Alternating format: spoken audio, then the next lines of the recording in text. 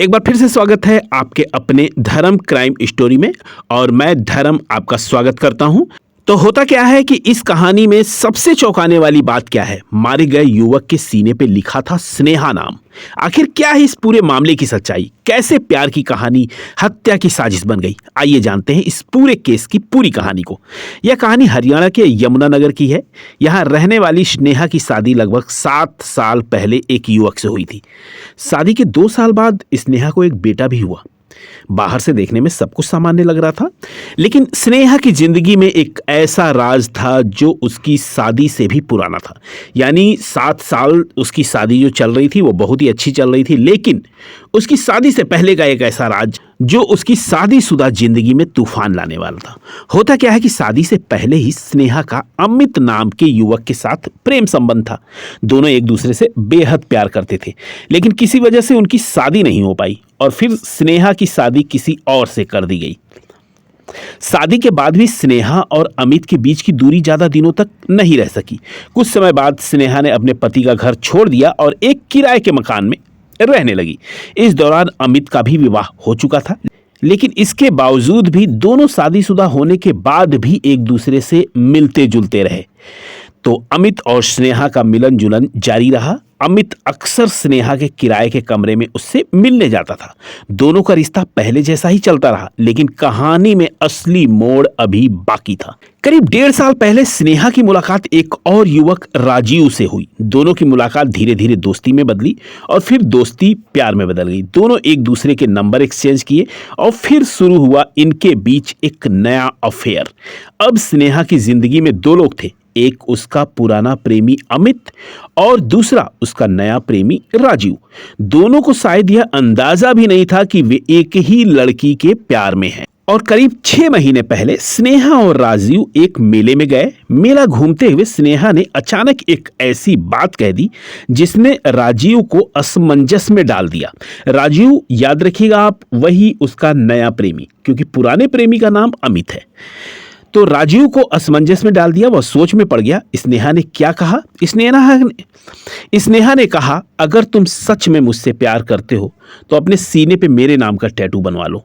पहले तो राजीव ने मना कर दिया, लेकिन स्नेहा की जिद के आगे आखिरकार वह झुक गया और उसने अपने सीने पर स्नेहा नाम का टैटू बनवा लिया। राजू ने यह सब घर वालों से छिपा कर किया था, लेकिन वह स्नेहा से प्यार करता था, इसलिए अपना प्रेम साबित करने के लिए वह स्नेहा को खुश करने के लिए अपने सीने पर टैटू बनवा लेता है स्नेहा नाम का।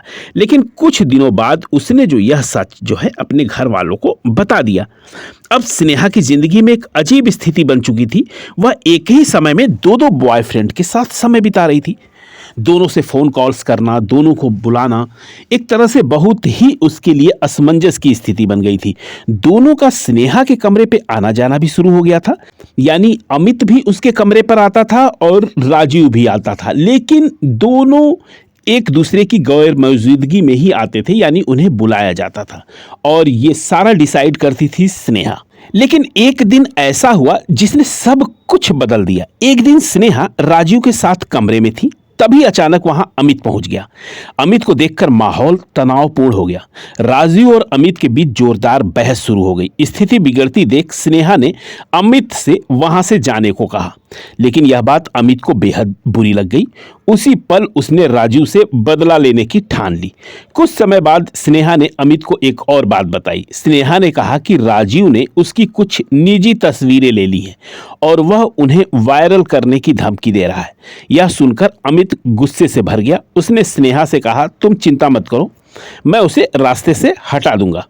यहीं से शुरू होती है एक खतरनाक साजिश। अब स्नेहा और अमित ने मिलकर राजीव को खत्म करने की योजना बना ली।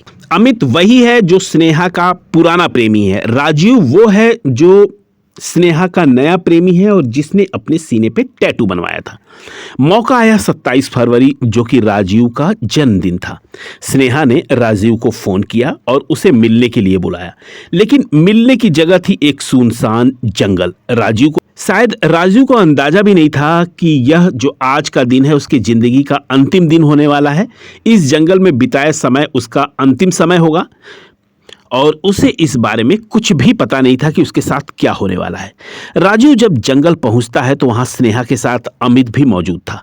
कुछ देर बाद दोनों युवकों के बीच बहस शुरू हो गई। फिर अमित ने अपने दोस्त के साथ मिलकर स्नेहा को वहां से घर भेज दिया। इसके बाद अमित ने राजीव को अपने साथ ले लिया। उसे नशीला पदार्थ पिलाया गया। जब राजीव बेहोश होने लगा तब अमित ने रस्सी से उसका गला कस दिया और इस तरह राजीव की हत्या कर दी गई। लेकिन इसके बाद जो हुआ वह और भी डरावना था। अमित ने राजीव के मुंह में फेविकोल भर दिया और उसके मुंह में चुन्नी ठूस दी। जब पुलिस को जंगल में राजीव का शव मिला तो सबसे पहले उनकी नज़र उसके सीने पे बने टैटू पे पड़ती है जिस पे लिखा था स्नेहा। यहीं से पुलिस को पहला सुराग मिलता है। पुलिस ने कॉल डिटेल्स निकाली और जांच शुरू की। पूछताछ के बाद पुलिस ने अमित और स्नेहा दोनों को गिरफ्तार कर लिया। कड़ी पूछताछ में दोनों ने अपना अपराध कबूल कर लिया। अमित को पहले ही अंदेशा हो चुका था कि पुलिस उसे पकड़ सकती है, इसलिए उसने पहले ही अपनी पत्नी और बच्चों को मायके भेज दिया था। और वहीं दूसरी ओर स्नेहा ने भी एक अजीब कदम उठाया। वह खुद राजीव के घर गई और उसके परिवार के साथ समय बिताने लगी। शायद वह खुद को निर्दोष साबित करना चाहती थी, लेकिन पुलिस जांच में आखिरकार पूरा सच सामने आ गया। तो दोस्तों, यह थी यमुनानगर की सच्ची घटना जिसने सबको हैरान किया। प्यार, धोखा और फिर एक खौफनाक साजिश। कभी कभी रिश्तों में छुपे झूठ इतने खतरनाक हो जाते हैं कि उनका अंत बेहद दुखद होता है। इस पूरे मामले पर आपकी क्या राय है? क्या यह सिर्फ प्यार की कहानी थी या फिर लालच और बदले की साजिश? अपनी राय हमें कमेंट में जरूर बताइएगा। अगर आपको वीडियो पसंद आया तो वीडियो को लाइक और शेयर जरूर करें और ऐसे ही सच्चे क्राइम केस जानने के लिए चैनल को सब्सक्राइब करना ना भूलें। तो फिर हम मिलते हैं एक नई क्राइम स्टोरी के साथ अगले वीडियो में। तब तक के लिए आपका बहुत बहुत धन्यवाद।